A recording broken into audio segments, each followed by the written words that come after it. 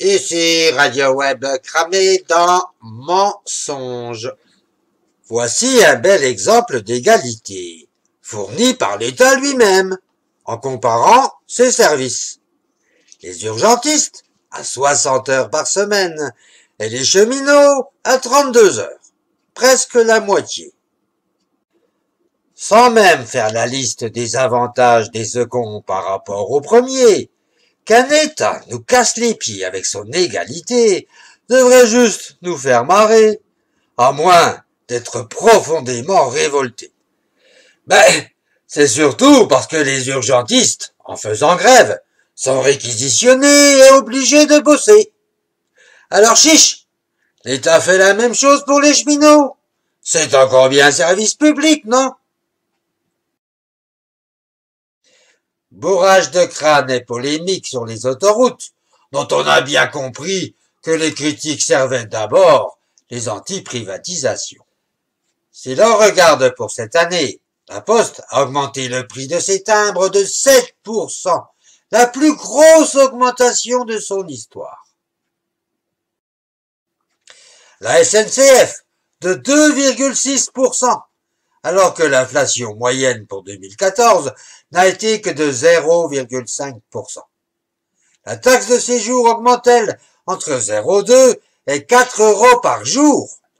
Et si les autoroutes appartenaient encore à l'État, tout en sachant que pour plaire aux écolos, il faut s'en prendre toujours plus fort aux voitures, de combien auraient augmenté les péages? Le salaire des enseignants a été gelé en 2010, puis de nouveau jusqu'en 2017. Et pourtant, depuis cette année, les 30 recteurs d'académie ont vu leur prime annuelle augmenter de plus de 10 000 euros.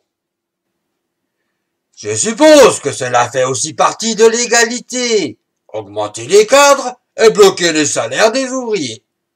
C'est tout de même étrange, mais où sont ceux si prompts à toujours dénoncer les méfaits des entreprises privées?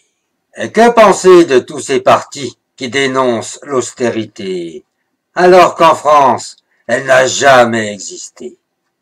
Le budget de l'État a continuellement augmenté, ainsi que le nombre de fonctionnaires, malgré les promesses entendues il y a 3 ans en arrière.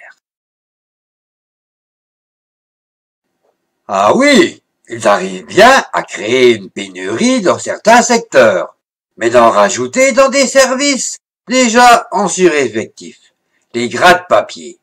Et nos dettes continuent d'augmenter, malgré un taux d'intérêt aussi bas jamais atteint.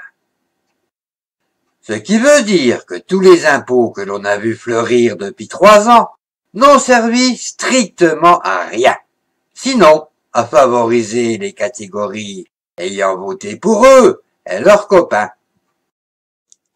Je me demande aussi comment certains peuvent prendre les gens pour des cons à ce point-là. Comment faire croire que l'écologie va créer des centaines de milliers d'emplois? Tous les emplois créés dans l'énergie verte vont correspondre à ceux détruits en parallèle dans le secteur des énergies traditionnelles. Et l'Allemagne peut en témoigner.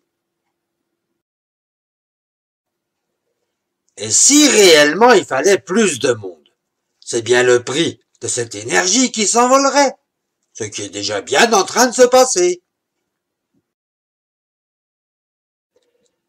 Et pourtant, si ces politiques, comme ceux qui créent la pub, le font, c'est qu'ils savent qu'une grande partie de la population va le prendre pour de l'argent comptant. Et c'est bien pour ça que je prie la sainte logique. Bon, encore plein d'autres exemples comme cela, mais je vais en laisser pour une prochaine fois. Je sais, tout comme vous, que 24 heures ne suffisent pas dans une journée. Alors, je vous souhaite de bien vous amuser, car d'autres amis que vous appréciez attendent aussi vos commentaires tant désirés.